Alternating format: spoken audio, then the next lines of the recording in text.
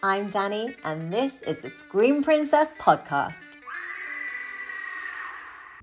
Hello there, everybody, and welcome to another episode of the Scream Princess podcast. I've got actor Craig Conway here with me today, and it's odd that I'm actually sat on a sofa with somebody because usually I'm so far away from everybody that it always has to be done remotely. But you are a fellow, well, you are a Northeasterner. I'm not really a real one. Yes, I'm a South Shields born and bred. South Shields born and bred. Yeah. But we met many moons ago. A long time ago, in London, and was it on the set of How to Stop Being a Loser? I think it was. Yes, I think it was. And that was comedy, so not horror. Yeah, it was. It was comedy, and it was now who was in that?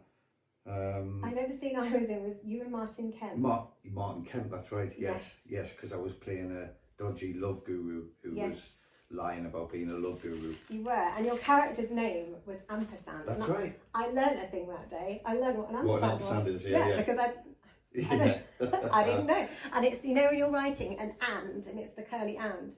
It's the curly and. It is indeed. Who knew? I feel like it's kind of useless information that might be handy in a pub quiz. I think that'll definitely come up in a pub quiz one day. One day. And if it does, we've helped you out there. Yeah, full scores. Yeah. And it was directed by Dominic Burns. It was, who's gone on to do many other films. He has. Actually saw him last year in Derby. There was a premiere or something I did and he was there. Yeah, he's done very well. He has. Yeah, and I'm trying to think who else was Martin Compston was in that film as well, wasn't he? I have no clue. I think it was Martin Compston and Stephanie Leonardis. Yes. She was in it as well, yeah, long time ago though. A long time ago. And then I saw you at Broken. That was the last time I saw you. When Sean Robert Smith and I, we co-wrote and then I produced and Sean Robert Smith directed Broken, which was with Mel Wado and Marjana Almwi. Right, where was that? And that was at the Fright Fest. Right. Festival in London, and you came and did a whole interview with me and Sean there. Oh, yeah. God. Yeah, because it was all kind of, you were live broadcasting or something. And all quite possibly. Yeah. God. And I think everybody had a few sherbets. Yeah. So There's it was good an though. awful video of me after a premiere or something I was in at Fright Fest, and I just look hammered. And I'm like, why do they give you wine? You know, you go across the road to that, what is it, is it Ruby Blue or something? Something like that, yeah. In Leicester Square, and they just give you all this wine, and then they interview you, and it's awful. It should not happen. I know you don't have to drink the wine. It's not good. But this vodka's good. Yeah, it's vodka. Clear glasses, clear liquids, and nobody knows. Neat. So my uncle actually does that. His wife doesn't let him drink. But surely she could smell the vodka. And he'll just say, just get me vodka with water. And it's like, how can you just drink vodka and water? And how can she not smell it? Like, well, there you go.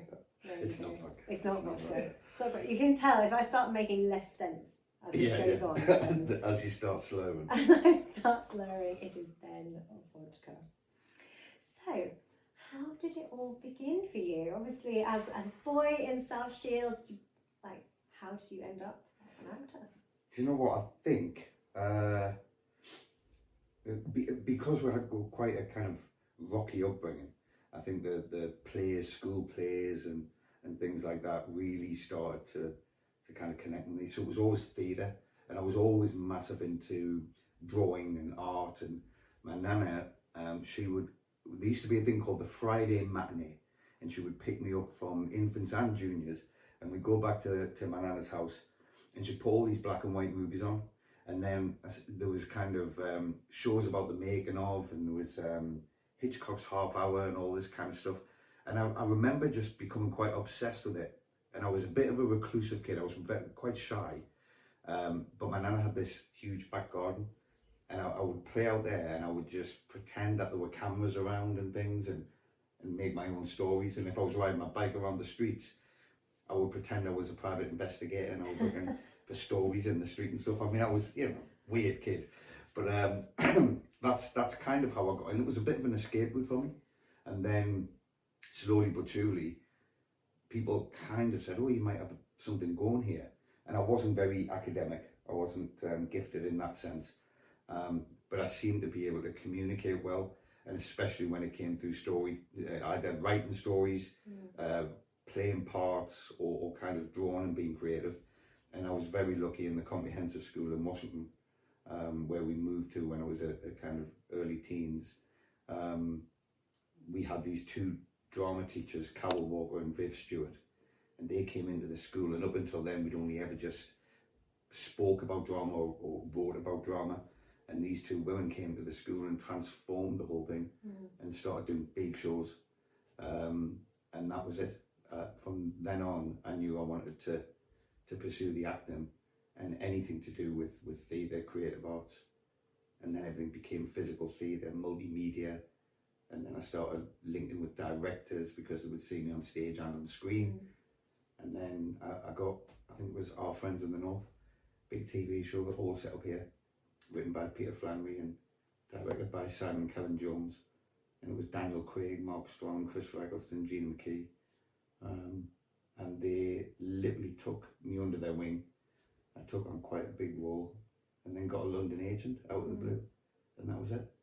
Did you find it like quite an easy progression? Because like where I came from, I grew up in Norfolk in the middle of nowhere, and acting was always a job that, you know, other people did. Like you didn't know how you could go and become an actor, so it was always like you go to school and do other things, and it just wasn't like you didn't think it was a possibility. So did you ever feel like that, or did you always just know? I knew I wanted to do it, and I knew I would do it. I had no idea how. Right. I just thought if I keep pestering, and I would turn up at the theatres and say, can I have a job? And the director would go, no. And I go, well, can I audition? No. Let me audition? No. Can I audition, please? No. And I just kept on going until they said yes. That's amazing.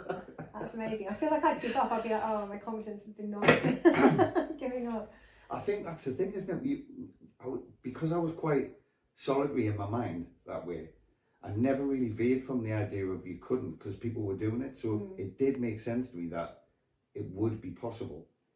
But it was very different from what it is now, because I guess because of social media and everything, people have this instant idea that they can just be successful out there. Yeah, without doing the work. Yeah, whereas back then, you know, you never thought about fame. You never thought about being famous. And I never honestly thought about being in movies. I only ever imagined that. But theatre I knew I could do. Yeah. So it was kind of, once I got over that and got into theatre, it just naturally progressed into TV and film. But that was down to people like Neil Marshall and you know, seeing me and saying, come and do this movie with me. Did you know Neil from here, or was it? I knew him from here, but he had graduated from the Carlisle Film School with a group of friends who I'd been connecting with on a different level. And we used to all meet at the Tyneside Cinema, and there'd be a mixture of DOPs, writers, directors, and we used to just kind of throw ideas around. And Neil said, I'm doing this short film in Carlisle, we're going to pay people in beer. And we were like, yeah, we'll all be there. So we all went to Carlisle and did a little short with him. And then that was the precursor to him getting ready to make Dog Soldiers. And he passed this werewolf script around, and we were all reading it going, this is brilliant. And then out of the blue, it was like, Craig, do you want to come and open the film? I was like, yeah. And then we just became really good friends, and we've stayed in touch right until today, you know, and nothing's changed. So what year was Dog? So I remember, so I had an ex years and years and years ago, and he was in the army, and he'd got this movie from the video shop, from Blockbusters, the Dog Soldiers to watch, and I was going, I don't want to watch Dog Soldiers. I thought it was about soldiers. I thought it was like an army film. I didn't realise it was a werewolf movie, and if you haven't seen it, I don't want to do spoilers, but it's a really good werewolf movie.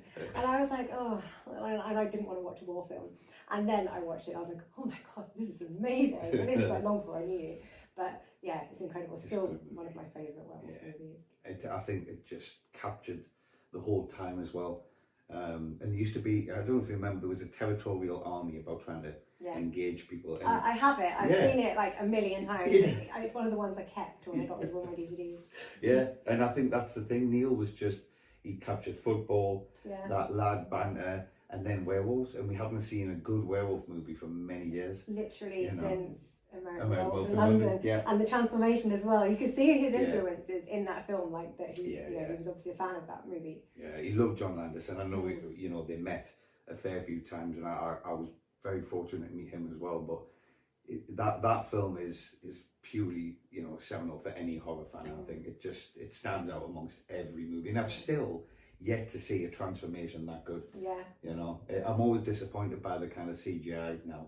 Yeah. Really am. So. Yeah, I asked a lot of people that about, you know, CGI or practical effects, and I don't think anyone has ever said CGI. And I can see, you know, it makes things sometimes a little bit easier, and you can do things that much faster, I guess. But sometimes, yeah, keep it in the camera. Yeah, you want real effects. You do. I mean, I think CGI is good for enhancing, Mm. but purely just that. That's what it should be left. Like if something's gone a little bit wrong and you need that little bit extra, it should be a backup. Yeah. If you want to take away an extra tooth. Yeah, or add a little bit more blood or something. Exactly. You know. I know I shot something, they didn't. I chopped someone's arm with a chainsaw, and then the next scene they needed me clean, because obviously they were like going back, and I was like, well, you have to put blood on me. I've just hacked someone up with a chainsaw. They're like, just leave it. I'm like, you can't do that. It's not going to look real. I've got no blood on me when I just killed someone with a chainsaw. Continuity is a killer in horror. It really is. So it was like such a low budget thing. They were like, no, because the next scene we need you clean. Because I was like, okay, fair enough. But sometimes it's really nice actually, like to do that opening scene. So you know, it's just, you know, it's not a huge role to move. It's a memorable one, and then you don't have to work as hard. Yeah, no, that is true. don't have as many lines. Do you remember Airplane? I did a movie. I think it was with That was Dom. Dom and Simon. Yeah. Or no. Simon Phillips. Simon Phillips, right? And James Nunn was first AD on it, who's now gone on to do some great movies. But I remember the first day on set at the site where they used to do Top Gear, the airport, and they were like, we're going to bloody you up, cover you up, and then you're going to do the final scene where the plane's crashing. And I'm like, oh, that's really good, I'll get it all out and I'll do it. And then I thought, oh no, now I've got to work out how to get to that point. Yeah. And it was kind of like all the wrong way around. Then they had a whole thing about the continuity, because I was getting bruised throughout the film. So then we had to think about choreographing in order to get the bruises that I've ended up with. Yeah. And it became an absolute nightmare. I think we were shooting it in like three weeks. Yeah. So it was crazy. But yeah. I went off on one there. No, that's fine. So you've done like, you know, multiple genres. Yeah. You've kind of like, you're quite known for doing horror. And I think with obviously Dog Soldiers, Doomsday, The Descent, they're all like films that, you know, are really memorable. So did you mean to do a lot of horror, or is it just kind of panned out that way? Just turned out that way. I blame Neil for that. Right. Because he's predominantly horror. Horror. And then that led me, and in TV kind of terms, I was always getting brought in to kind of threaten, kill, or be killed. Yeah. And then the horror, I think it just, those years that I was doing the films a lot, everybody was making horrors. And so it was work you could get, because a lot of agents at the time as well, including my own, the late Ken McCready, who was an amazing agent, but he didn't really, I think, didn't really respect horror. Yeah. It wasn't something actors did. Yeah, I think that's seen a lot really in the industry. It's like a lowbrow. Yeah, and actually it spawned some of the best directors, some of the best actors and actresses. And if you look at even now, the market for horror is probably the most buoyant. You know, I mean, the horrors that are out on the cinema at the moment are huge. It's made a big comeback actually. Yeah, it really has. There's a lot of horrors coming out at the moment. And I think it's because you've got freedom to express. Whereas in the dramas and in the thrillers and stuff like that, I mean, action again is good, you know. And I've done a few action movies and things, and they're all fantastic. But horror allows you to kind of cross over a bit and not be restricted in your imagination and have fun. And you can get some quite meaty roles as well. So you can get the drama, and you can get like physicality, and you can get all kinds of things in there. So for an actor, it's like a nice role often to play. Fun. Yeah, it is. And you're getting messy, you know, and it is good fun. It really is. Yeah. I don't mind some of the mess. Sometimes it can be very cold. Most of these horror films, you're running around in a forest, very little. And it's very cold. Especially up here, I imagine.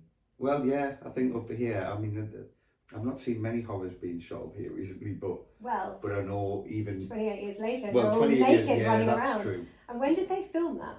Like what month? Because I mean, it's released in the summer, was it? They said they'd have filmed that in the winter, wouldn't they?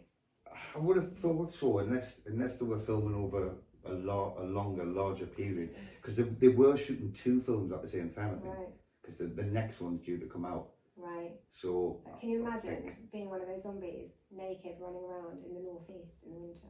Yeah. I can't imagine it. I don't want to, but I can. Yeah. It was like The Descent. Everybody was Freezing. yeah, and naked in Pinewood in February. Why? It was so 10 cold. degrees warmer down there. Yeah, not in the studio. It's not. No. It's freezing. And we had these flimsy little dressing gowns, and you know the what they call golf buddies Yeah. to go around, and the producers were like, you can't have thick dressing gowns in case it wipes the makeup off. So they were literally paper thin. So what difference would that have made, thin or thick? I don't know. I think it was just the producers Those being ones tight. should be cold. Yeah. Yeah. These ones are cheaper. You Covered will in wear KY them. jelly as well. Oh god. So cold. Oh no. Nasty. Darn you, Neil Marshall. So you went from doing Dog Soldiers, and then was it Doomsday with him next? No, Dog Soldiers, and then The Descent. The Descent. Afterwards. Yeah, because we did The Descent, and Neil was like, I need the choreography for the beasts. And at the time I was doing a lot of physical theatre. So I did all the test shots for the development with Paul Hyatt and everybody to get how the beast would look. And then I think there was about another 10 or 15 actors we brought in over the course of the movie. And I remember going out to, where is it called again, where they filmed The Office, Slough, in the leisure centre there, and doing all these workshops about how the beast should move and how it hears, and it was brilliant and really exciting to do something where it wasn't about you as an actor, because nobody was ever going to recognise you. Yeah. So it's something quite liberating about that. Yeah. Really People always good. ask me, like, what kind of role would you like to play that you haven't? And I said something where I'm like in full prosthetics, where I don't look anything like me, and I could just be something completely different. Yeah, and it's such a good thing for an actor to do, because you can completely transform. Yeah. So it was a really good experience. Hard work and long hours. And cold. But we're very, very cold. Yeah, it was But worth it in the end. Definitely. It was worth it in the end. Yeah, and then Doomsday, obviously set in Scotland, but we shot most of it in Cape Town. Did you? Yeah, which was just incredible. Spending months out there. Yeah, it's another great film. Yeah. With your mohawk.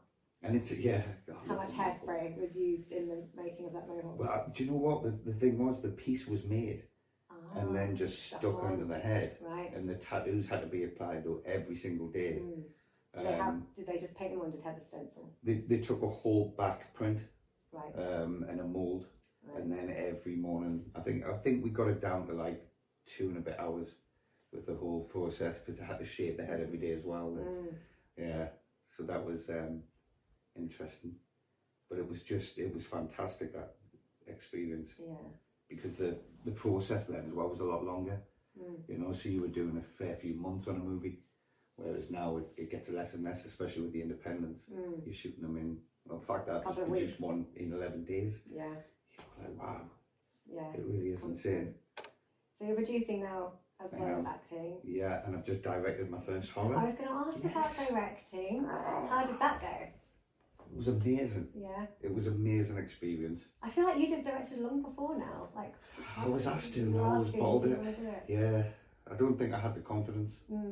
And then, we were in LA actually, and a friend phoned up and said, look, there's a film, and it's kind of, he's producing it and he's helped to bring the story, and then he offered me to come on board in a way as a kind of director for hire, you know, so it wasn't like I had my own, purely my own creative vision, but my job was to work with all of the actors, get the story to where we think it should be, and it was all based on kind of loosely based on the story of Red Riding, right? Which was exciting. So we went down a really dark path, and the young lead in it, Victoria Tate, she's an incredible actress. She took the role on, and I think there was hundreds and hundreds of people auditioned, and this girl came on and just blew it out of the water. We were all like, oh my god. And she's done an extraordinary job. But the whole cast did. Yeah. But, you know, for a young girl of 23, I think, or 24, is it 23, 24? She's done something extraordinary. Wow. So I'm excited for people to see her performance and what's there. But it's dark, it's twisted, that's for sure. So you're definitely up for directing again then? Yes, yes. But, how to go? Yeah, but I think it'll be some time because we've got all sorts going on. All sorts going on. So do you prefer playing victims or villains? Oh, definitely. It's more fun playing the villain. Yeah. And I think that's just because the roles are always, it's slightly more interesting because as a villain, it's not that you want to not be liked. They're trying to do things in order to be respected and liked. Yeah. And they just get it wrong. So I think you it's never a fine line, play them to be bad or play them to be horrible. You have to like your character and find something in them. Even if you're playing like a serial killer who's cruel to animals, you have to find something in there that you can like get on board with to be able to play them realistically. And I think they are victims, aren't they? They're victims of circumstance. It's just that it's their own doing. Yeah. Yeah. So Yes. What would you say your most demanding role has been to date? I did a film called Romans 12:20, which was a kind of long form short, so it was like 35 minutes, 40 minutes. And it was directed by Paul Shamassian and his brother Ludwig, so the Shamassian brothers, and also written by Jeff Thompson, who's now a BAFTA award winning writer. But it was all about that kind of abuse in young men, especially around the religious aspects and things. And the story was it was really powerful, really dark.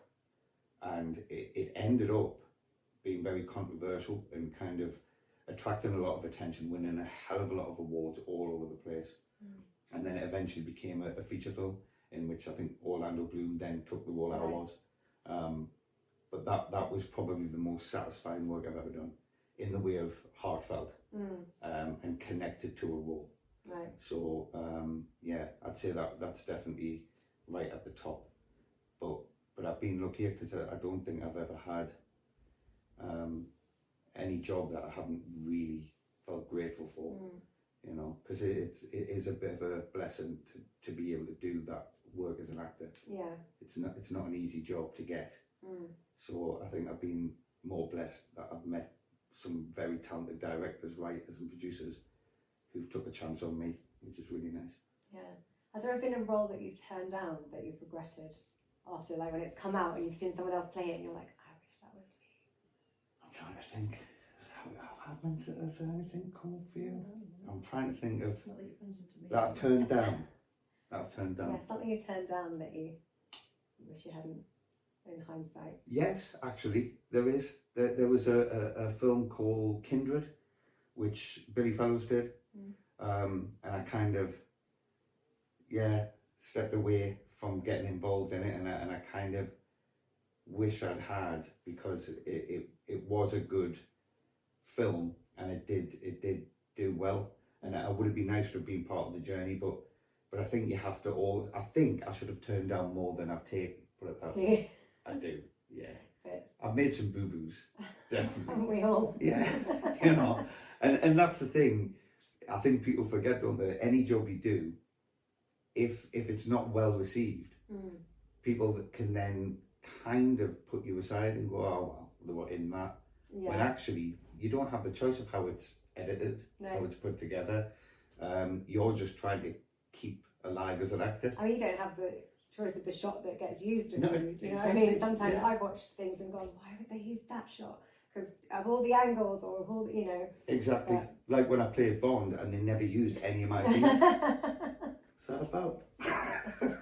You should have said that was the one you turned down. Yeah, that was it. I thought Daniel would be better at it. He needed a job. Yeah, he wasn't doing much at the time. So what was the first horror film you ever remember scaring you? I mean, do you watch a lot of horror? I mean, this is a horror podcast. I have to keep going back to horror. I do watch a lot of horror, and when something new comes out, I'll always give it a shot and have a look at it. But so my brother was a big horror fan when I was young, so he always read those James Herbert books as well, you know, the James Herbert, Stephen King. Yeah, all of that. And he was a bit cruel, like. What he did was he would make me watch things like The Basket Case, Right. Scanners, and then all of these Faces of Death movies and stuff. That's amazing. Yeah, they're dark, Right. pretty dark. And then The Evil Dead. So yeah, I think I was quite terrified of everything. So you were basically tortured, and that's how you ended up doing the job you do. But I think my brother loved seeing my reaction to horrors and not being able to sleep. You know what? It is fun watching horrors with someone that's very scared. And there is something in that. Like one of my friends, she wants to, like, every time she sees me, she's like, "Can we watch a horror?" And I'm like, "Yeah." But then I know she'll be literally hiding behind a pillow, and she like sound effects come out of her, and it's amazing. And I'm just like, "Wow." Yeah. Giggling. And it is good in a cinema. You know, if you're in a packed cinema and everything kicks off. Yeah. It's great. Well, I'm really easy to make jump. So jump scares will always get me, even if I know they're coming, and I will squeal, like sound comes out. But like my boyfriend will sit here and watch it, and he's like, "But you knew that was coming." I'm like, "Still got me, still got me." Like, and then I just laugh. It's like it's not like it's a different fear, isn't it? Jump scares is a different fear to like a psychological horror. Like it's a very different. Jump scares are great. I like them. Really a lot of people don't. fun. Again, they get a bad rap that it's like you know it's too easy. There's no thought being put into that. But you know, they're great. You've got to have them. yeah. I mean, I'm a big fan of the slasher. So as a subgenre in horror, like slashers have always been full of jump scares. Yeah. What's your favourite subgenre of horror? Don't really know. Psychological, the zombies. I think I like the psychological more, and that's I guess that's just because of full of love of drama as well. Yeah. So if something goes really really dark, I'll tell you which film, well not film, TV show disturbed me, was the Dharma show. That really got into my head, and there was a couple of nights where I was having some weird dreams, wasn't it? It just got to me, just because you go, oh, I don't like true crime. Yeah. Like, a lot of people are obsessed with true crime, aren't they? Like watching true crime documentaries, and I'm like, no. Like horror movies, you can watch it, it's 90 minutes, at the end the killer's been caught, they're in jail or they've been killed, and then I can sleep. But true crime, like even if the people have been caught, you're still in your head that that's a real thing that happened. Like there are people out there that do these things, so I just don't watch it. Did you ever watch Chicago Joe and the Showgirl? No. So it's Kiefer Sutherland, and I can't remember the lady's name, and it's brilliant though. And it's kind of like a Bonnie and Clyde type of thing, and I think it's set in the 40s, and they take one of these 4-tonner army trucks, and they're driving around and they kill people, and they get their kicks by killing people.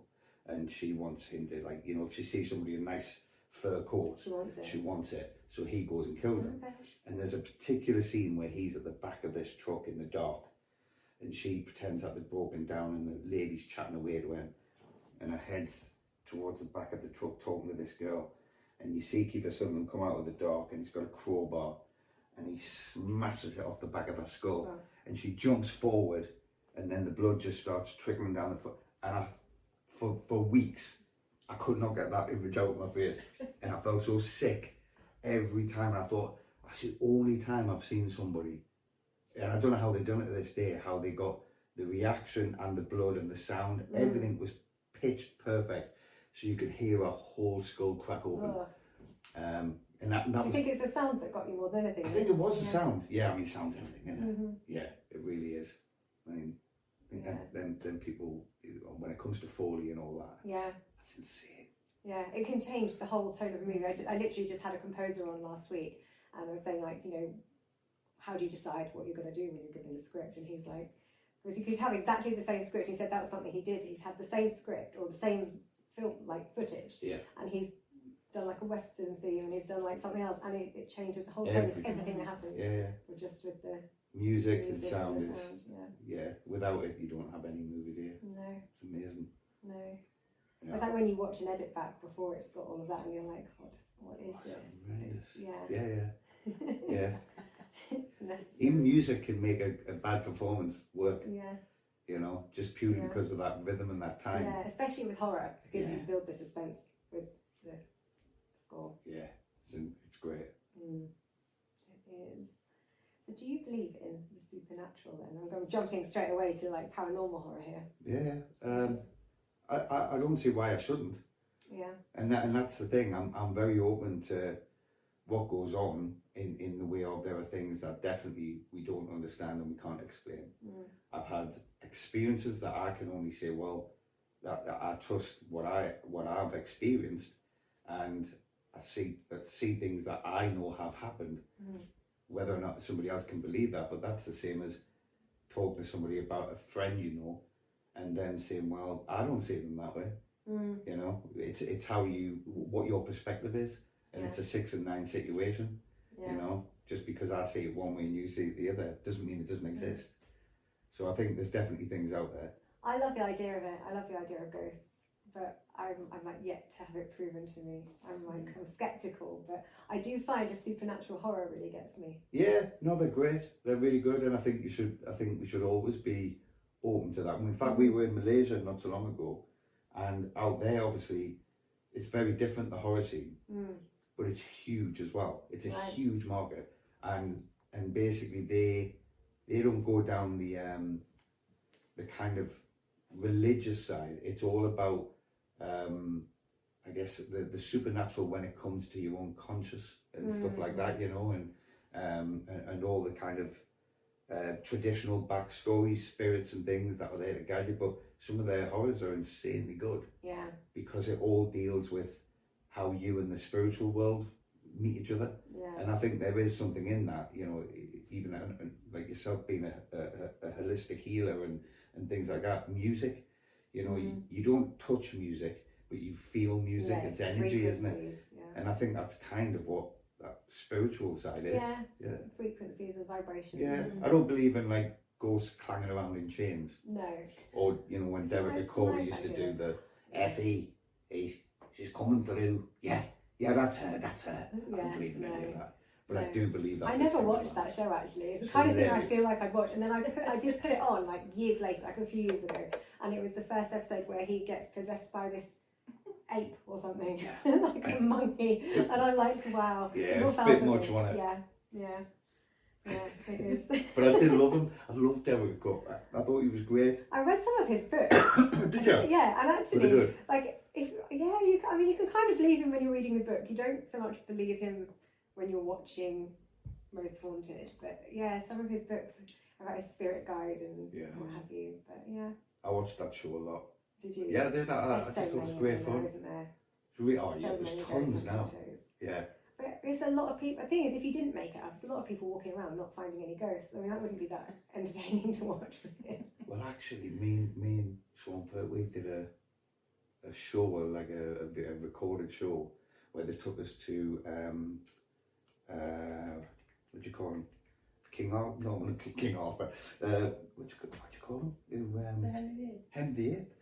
How did you get that? That was King Arthur. I did that, didn't I? All right.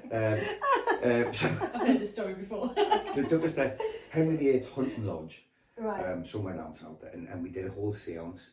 Okay. And that was brilliant. And then there was kind of dinner and things, and they said you and Sean are going to sit in one of the most haunted rooms with a video camera and a bottle of absinthe. Amazing. Well, you're definitely so there were spirits in the room, just the wrong kind, and we sat there all night. The following day, the battery died.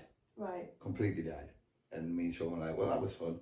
And as we came out of the room, the battery went back up. Could it have been Henry going like, "Oi, oi, not my son," because he was a cockney, wasn't he? A friend of Danny Dyer's. Yeah.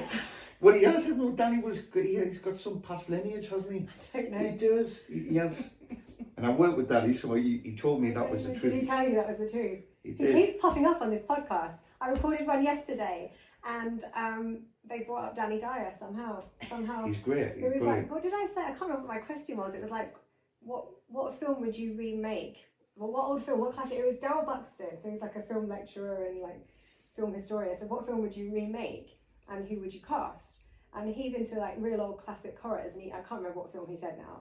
And then he came up with Danny Dyer, and I'm like, as the last person I would have thought you just said you cast, but he's like, no, I'd like to see him do something like that. I think you should be Dr. Danny. I think like Doctor Who. Get him in as the next Doctor Who. Yeah. All right, what are you doing? Can you imagine? Travelling here for, eh? Imagine as Bond. That'd be great, wouldn't it? Shut up, you melt. Move out of the way. He'd be brilliant at it. He'd be fantastic. Yeah, man, Danny from Bond. Come on. Well, compared to everybody else that they're saying, man, it's Bond, great. Like he's got about as good as it would be brilliant. It would be. It would be. It would be different. Which horror franchise would you most like to have been part of? So I know there's like a resurgence of like the Screams come back, and I Know What You Did Last Summer's just come back 28 years later, which I definitely thought I was going to see you in. When I watched it, I was waiting for your face to pop up, and you were not. I was hoping for that too. Didn't happen. Didn't go my way. What's the matter with you, Danny? Another Danny. Another Danny. That's tough. That that is tough. I think. Okay, if they were to I would have loved to have been part of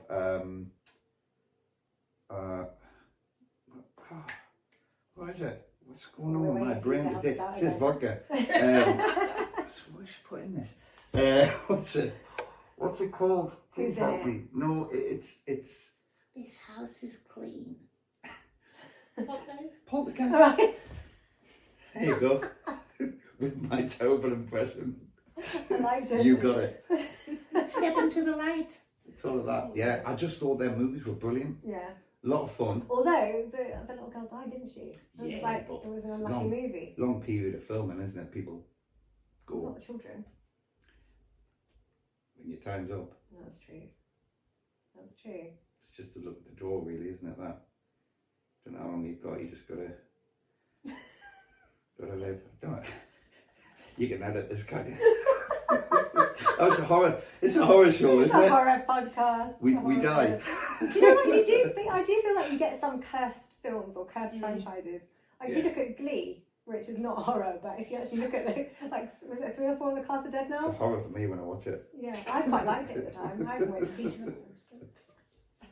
I mean, you want to now, but yeah, it's like a really unlucky series to have been in. I think it's when things are filmed over long periods, and that's the thing. Back in the day, a lot of films, it took a long time to make. Yeah. You know, especially when you were using film, and so that process, you do lose a lot of people, and it's a shame because it's kind of like.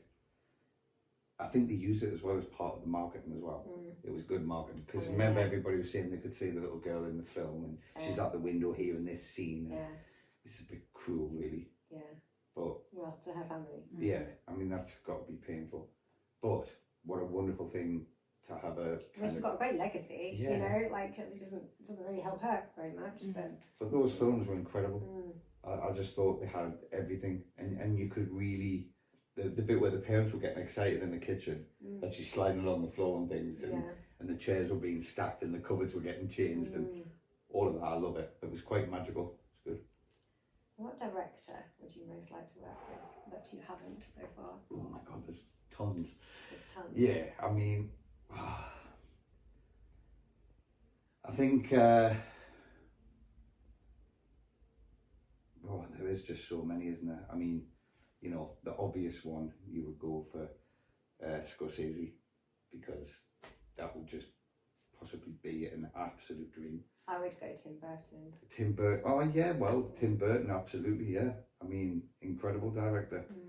I'd like to go Ron Howard as well. Yes. I love him. I think the man is an absolute genius. But also, what I love is working with first-time directors.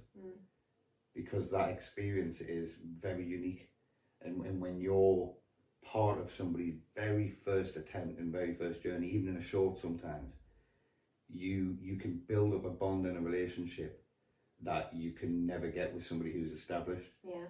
You know, because when you're all coming from that established area, sometimes what happens is you come on set and it's kind of a muchness. Oh, well, I do this and you did that. Well, thank you very much. That's been good. Great. Yeah. Whereas when it's the first timers, it's such a scary experience. And even for me on you know, when we did Red, I'll never forget some of those crew members for the rest of my life now, because the impact was so great, and the actors, I won't ever forget them and how much they gave for me. So yeah, but I'd like to work with Scott Mann again, and Neil. I'd like to work with Neil again as well. Yeah, because there's a trust, there's a bond there. Yeah, I mean, you've been collaborating for years now. Yeah. And it gets less and less. It gets less and less. The older and whiter I get. People get busier and they all kind of disperse, don't they? Yeah. I mean, you've moved down south. You were in London for a long time. And then you've moved back to the northeast. Yeah. And he's back up here doing stuff now. So. Yeah. hopefully they'll all start coming back to the northeast. Yes. Because this is where it's happening. Yeah, I mean, clearly. Yeah, it is. That's why we're here. That's why we're all here, waiting for something to happen. So obviously, in the UK film industry, everyone's done gangster films, and they've done some horror films. Yeah. Like, you've had your time in the gangster films. How was that? It was all right, good fun. I mean,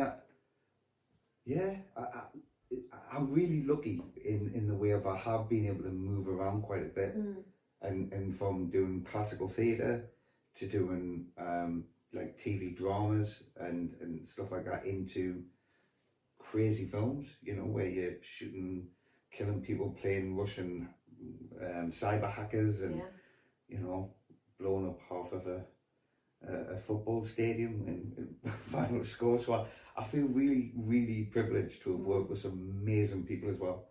So I'm very lucky in that way. But I think, you know, being a northerner, it's very difficult sometimes to get the dramas. It's very difficult to get somebody to even offer you a lead, because the majority of shows that you see on TV and in the cinema are usually from people who aren't from regional working class areas. You know, they may play them, but they're not from there. Yeah. So, and that's always been a battle, you know, and again, this is where horror comes in really importantly, because you can be anyone from anywhere in horror. Yeah. And there's no slur or slight on somebody having an accent. And I think that's where Mark McQueen did good with Devil's Playground. You know, bringing me and Danny in together, a southern working class and a northern, playing best mates. That never gets done. No. So we were quite lucky to have that. So are you good at accents? Did you accents? Sometimes. You can. I'm terrible. Mainly Scottish. The Scots is Okay. just up the road, isn't it? Yeah. Okay. Okay. That's pretty much the extent of my Scottish. Like, I lived there for a whole of 3 months and picked nothing up. Just tenants. No, I'm Brew. I'm Brew. Made the Scotland from Gurtas. Yeah. Yeah. I do love it though. It's great. I don't know what it's meant to taste like. Iron brew.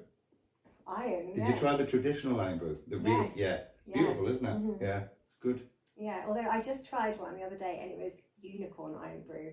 It was horrible. Why would I don't know why. They've got this new iron brew unicorn edition, and it's horrible. I don't know. It's like that. You know, like, that? I don't know. It's got a unicorn on it. Have they asked the Scottish about that? Are they allowed to do that? No. I don't think anybody up in Scotland is going to go nice there. though. I think they need to cancel. Would you like a wee drink of my unicorn? No, Yeah, no. It's not going to happen. This is Delphia. Was he meant to be Scottish? Yeah. Okay. Unicorn iron brew. I've heard it all now. No. If I find some, I'm going to get you one. But it wasn't. To be honest, it wasn't very nice. I'd swerve it. Of course, isn't it? It's just got to be iron brew. That's it. That's all you need. Yeah, just iron brew. Even like sugar-free iron brew. I can't get my head. I don't like diet Not drinks. my thing. I don't like Diet Coke either. If I'm drinking it, it's got to be full fat. Yeah. If someone says you want Diet Coke, I order a Coke and they're like, "From Diet." Do I look like I need a Diet Coke? Do I look like I should be on a diet? Thoroughly offended. I think it's the female. Have a unicorn Coke. Yeah. Why would I want a Diet Coke? What are you trying to say? No, I'm all for the full fat. Yeah. I don't drink it very often, so I feel like when I do, You got to go for it. Yeah. When I do, Good on I'm you. going to go for it. So what is your favourite genre? That's really difficult as well. That is really difficult because I don't think I have a favourite. Yeah. I'm quite eclectic and open. I love stories. I love listening to human stories in whichever way they're expressed. And I think there's something fun about that. And it's the same with music and art and books and reading, all these things.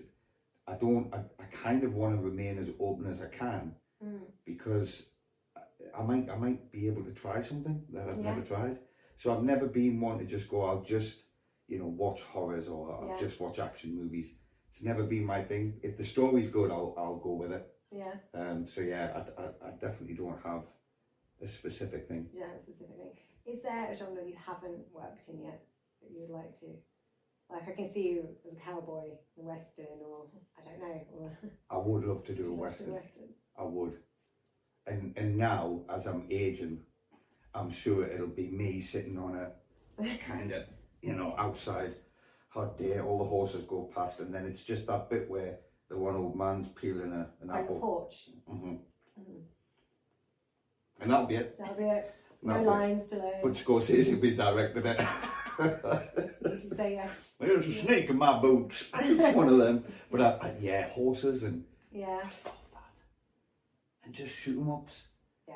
Do you know what I mean? I'll meet you at dawn in the middle of the high street. Me and Danny Dyer. Costume, everything. Everything. Everything. Everything. But he keeps his accent. All the time. Yeah. You do, man, yeah.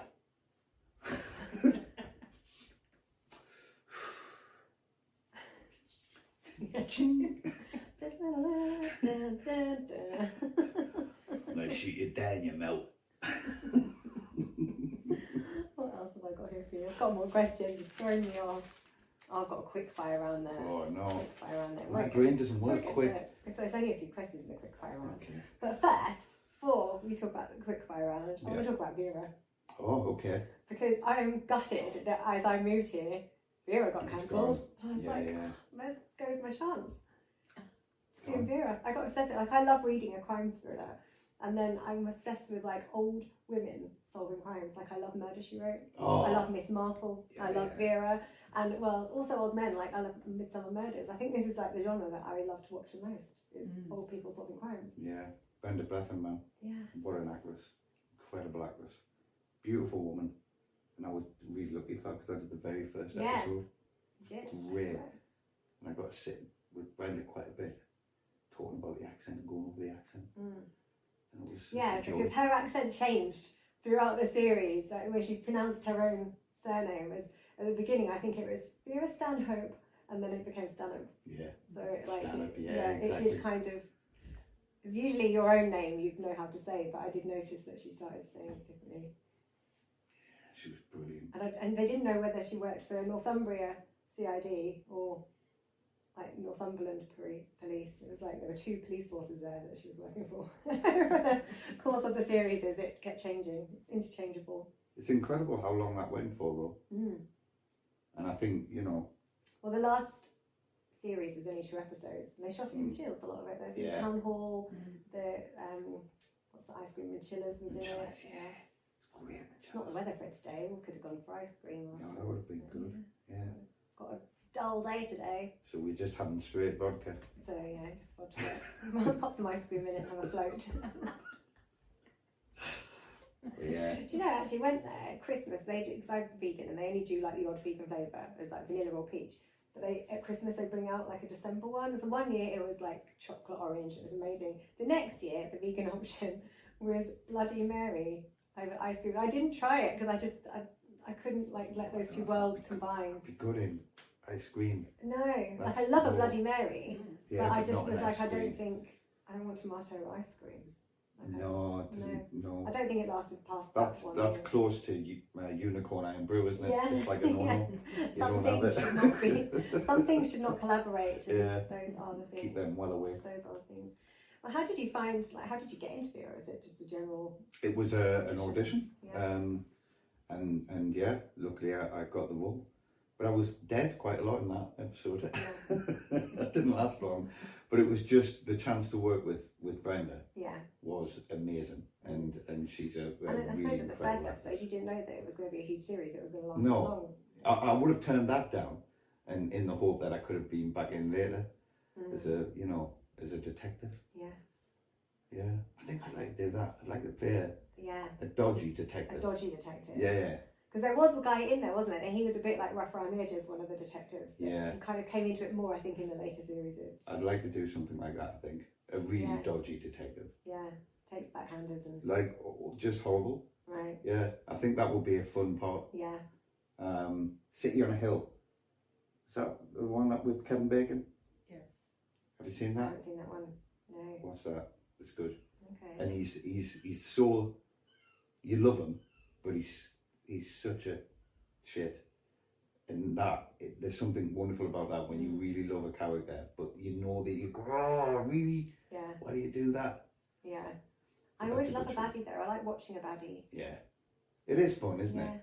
And I think that's because, as an audience, you go, wouldn't you love to just be able to be that honest about being as bad as you are? Yeah. Like, I love Dexter, and you're rooting for him the whole time. We are literally just watching. Have you not seen it before? We've never seen it. I know. The series. That's the other thing I don't do. I on hate this it when people, like, get to watch it now for the first time, like, and I'm jealous because you're getting to see it for the first time. Where are we now? Oh, third, wow. Third season. third season. Yeah, he just gets better and better and He's better. And then they've just brought the new one. phenomenal. Yeah. He's brilliant. Because you're rooting for him the whole time. I love But him. he's, I want him to be like a best mate. yeah, It's just the don't same get as his you. wrong side. Just Yeah. don't do any bad stuff. Yeah, it's like you, isn't it? Oh, you, yeah. Did you see that? I saw the first season and then I It was good fun. gave up on it. It was good fun. Yeah, it was good. But I think you definitely must have been an influence from Dexter, Yeah. because Dexter is just. I haven't seen superb. the new Dexter series. I don't Oh, know. the Is it Resurrected. Resurrection? Yeah. I saw like when it came back after a few years. I saw that series. I can't remember what that was called, but the latest one. I don't have the channel. I don't know what channel it's on. Because you now have to buy every channel, don't you? Like, to have to watch stuff. It's hideous how many Yeah. things, How how many- many places there are Yeah. that you have to go and watch things. Yeah. But yeah. So I haven't seen that one yet. I've just been doing Wednesday, like the new season. Oh Wednesday. yes, yes. But now I have to wait So till first I'm September gonna for have to the watch next the new one. I two. haven't watched the new one yet. The new one. Mm. Oh, I love it. Yeah. So you ready for some quick fire round? Oh come on. It's not hard. It's Okay. your opinions on things. There's not many. There's only 5. Okay. Okay. Vampires or werewolves? Vampires. Yeah. Yeah. Favorite horror villain? What's that? Favorite horror villain?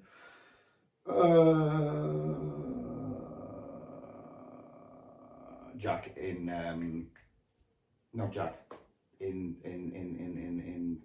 Mount Welworth in London. He's not a villain really. He's not a villain. His mate who comes back. He's not really a Okay. villain, but he is a I don't know villain what in a his way name because is. he's come Name's back to gone. tell him he's. You know what I mean? I can't Yeah. remember his name. I was thinking you'd go like Freddy, Jason. Nah. Gone for an obscure No, one. because Obscure answer. they're all. They're great. I love them, but yeah, I've never. Yeah, I'll move on next. It's slowing down the quick fire. Weapon of choice. So if you were in a film, like for real, Yeah, like what would your weapon of choice be? a really jagged rock. A really jagged rock. Yeah, you can do some damage on that. Or a pan. Yeah. Pans are good. Pans are always I good feel like a fun. pan you can be a bit further away. Darren Morford, Dog Soldiers, Yeah. when he with a Pan. pan, it's Mhm. brilliant. Yeah. It's genius what you can do with a pan. Yeah. You can flip it, backhand it. Yeah. It's like Brilliant. tennis, isn't it? You It can is like wheel tennis it like a tennis racket. with a little bit of pain. Yeah. I mean, I've used a chopping board as a weapon That's a good one. because when I first moved in here, there was a massive spider in the kitchen. Massive. And like, you used the size of my hand. Well, my boyfriend was out and I was like stood at the sink. There was like a few feet and it was still. And I thought, well, if I move, it will move. So I can't move because I need to have my eyes on it. And the Hoover was actually there, like where you're sitting, and plugged in. But I thought if I get it, the spider will go. So I was like, just like the draining board's there. So I just got this chopping board, chucked it, a wooden one. It hit it, and the spider was so big, it literally just went. Yeah. It didn't care, and it still was there, and it didn't move. And I got the Hoover and I hoovered it. Should have used a pan. I should have used a pan. Pan would have done it. Used a pan. That was it. I should have used a pan. Horror film that scares you most.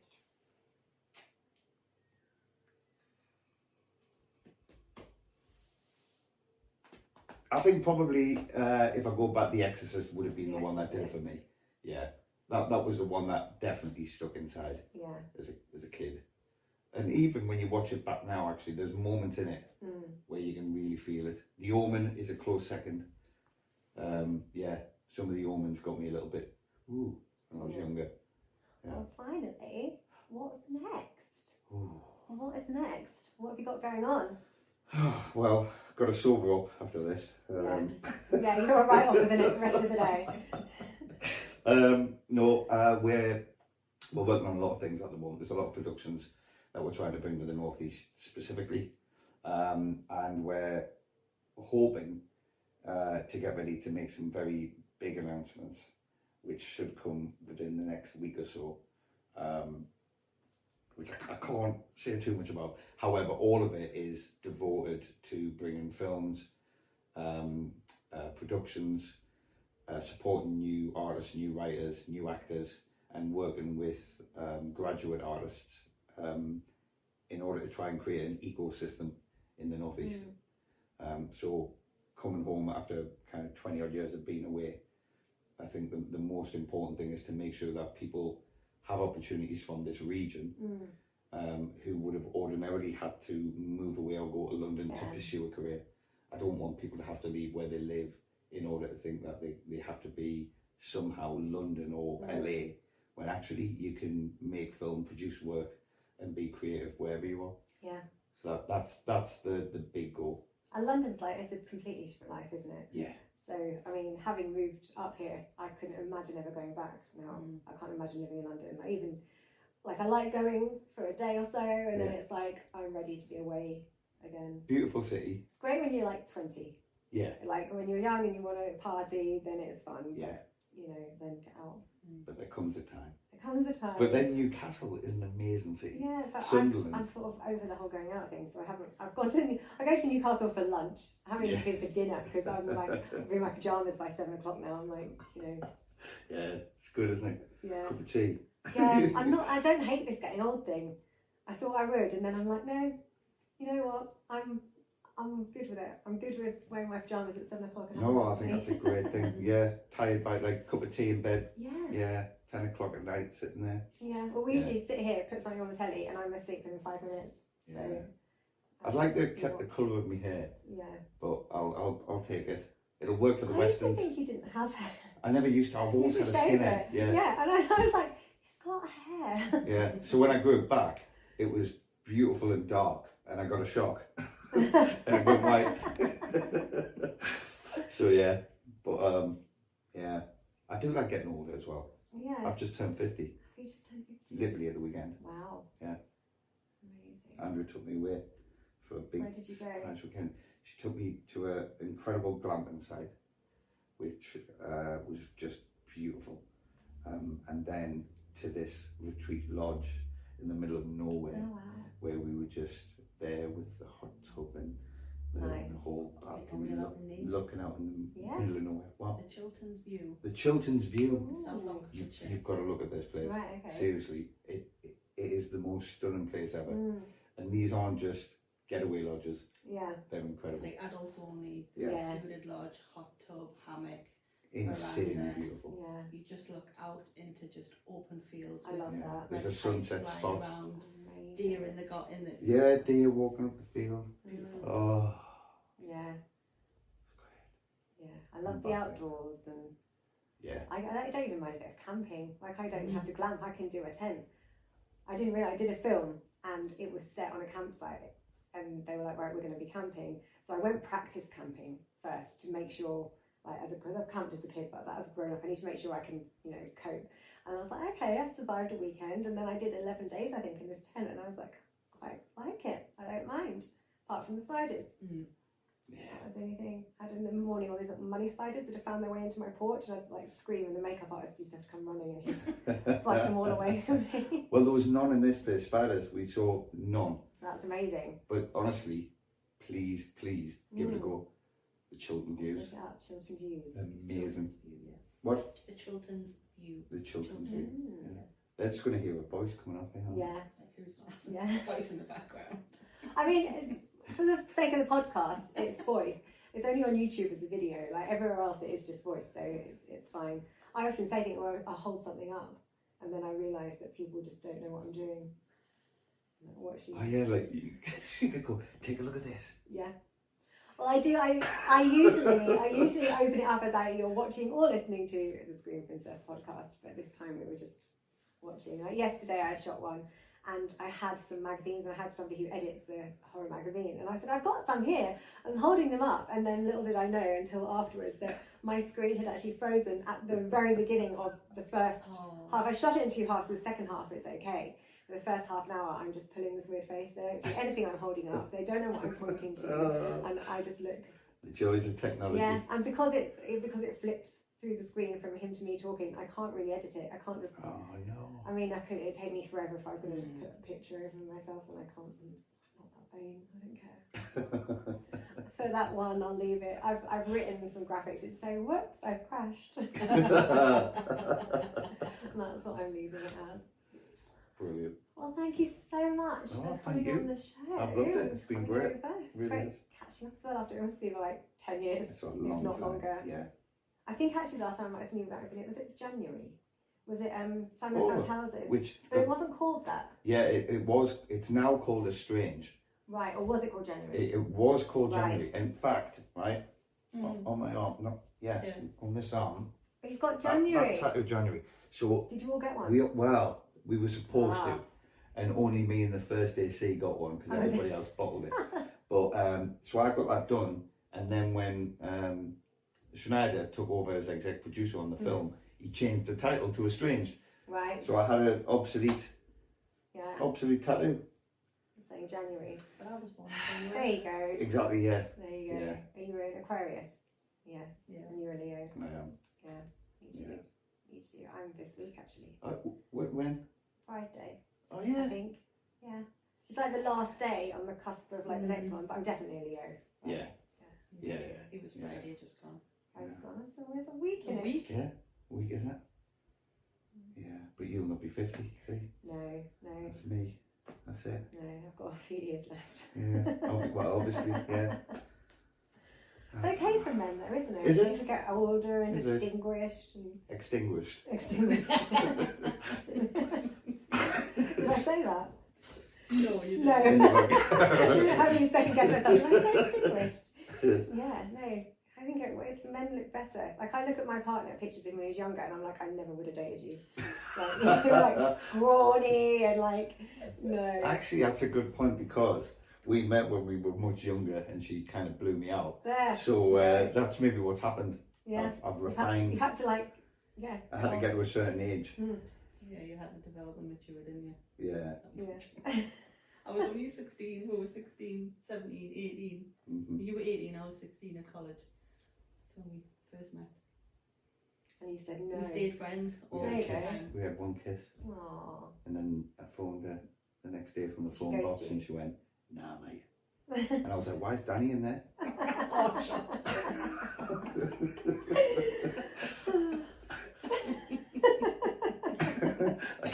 Everything goes back to Danny Dyer. You know how everyone said there was steps to Kevin Bacon? It's Danny And Dyer I'm for only me. 2 degrees from Kevin Bacon. How many are you? Oh, I'm not There's a gonna have to website do for it. that. You put your name Is in. there? It's like, yeah, you put your name in and then it does it. And I think because I've worked with Lloyd Kaufman and Lloyd Kaufman's worked with Kevin Bacon, so it was like, there's 1 degree in it or something. Surely I can't be that far away. It can't be. But You I must have worked reckon with someone that's worked with I'll Kevin be Bacon. days to haven't you? Danny. Won't I? Yeah, well, we both worked with him. Maybe hours. Yeah. Minutes. But I had such a good time working with him. Yeah. He was just a lovely, lovely guy. I really had a lot of fun with him. He was good. Yeah. And he's done EastEnders. Have you ever done? Yeah, done any soaps? I did. No, well, Casualty's not soap, is it? That was the British Is it- institution. yeah, though, I isn't did it? Casualty. Is it still going? It I know Holby is. went, didn't it? Holby. Holby's gone. But I did the last episodes of Charlie. Charlie leaving. Yeah. So that was good. And that was a bit of a tick box. Because Yeah. Nana used to love Did Casualty. Yeah. But I'd love to have done Corrie. Would you? I would like Well, to do is Corrie. that still going? It is. You need to work, get I've this like auditioned Manchester loads. accent, have you? Yeah. Can you do the Manc accent? Oh yeah. What's all that about then? You've done it, there you go. You can audition to play Get me one of the my rappers Gallaghers. out. I think the only soap I'd like to do is Home and Away. I'm kind of far away from that one. Yeah. Bit of distance. That's yeah. It's like saying you want to do Neighbours, isn't it? Well, that's gone. Okay. But it's back. I know it's going But again. isn't it on? Yeah, it came back. So it went. YouTube something. Is it No, you- it's what is it? on. It's on the freebie bit of Prime, but it's cancelled again. I don't think Oh. they finished filming it again, but they've cancelled it again. Ah. Wow. But because I watched the end because obviously they brought everybody back, didn't they? Like Kylie was back. Like Guy Pearce actually, when they ended up bringing it back, he went back. Like he honoured his character and went back and kind of did some Yeah. episodes of the new series. Mhm. But the storylines were still really bad, and I can see why it's not made it. It was That's a Home and shame. Away's actually got good storylines. I haven't seen Home and Away for years. Yeah, Home and Away is a bit more gritty. Did you ever watch The Sullivans? Are you too young? Yeah, The Sullivans. And Sons and Daughters. I didn't watch that one. I watched The Sullivans. I think Kylie was in that. Was she? I think so. Yeah, I remember The Sullivans. Flying Doctors. Yeah, I didn't watch that one. That was a good one. There was, and what was the Shortland Street? The New Zealand. Oh, I didn't see that. Yeah, that was good. Yeah. That was a good one. But the Australians are good with films as well and comedy. Mm. Australians are great with comedy. Dark humour. Very dark humour. Mr. Nice. You see that? No. You gotta watch that. No, I haven't seen it. Oh, I'm funny with comedy. brilliant. I don't like people forcing me to laugh. No, well, that's more of a drama. Oh, It's is it? dark. Okay. Yeah. He's like a hitman. Oh, okay. And he's bringing up his daughter, and then just the world just kind of gets in his way at times, and he has to sort it out, and it's brilliant. Who's in it? I can't remember the lead guy's name. I'm terrible with that, but He's very good. he is amazing, and I'm sure somebody said to me the other day he also wrote it, Right. Okay. and his performance is outstanding. Mm. I don't know how that show didn't get picked up and made into more and more and more. Because that character is just, oof, yeah, it's got it all. It's very good. Well, thank you. You're welcome. That's a get off, isn't it? I know, I'm going to Get hit off. stop now. We've done an hour, so. Jeez, I Yeah, didn't know we've done an hour. Thank you so much. Thank you.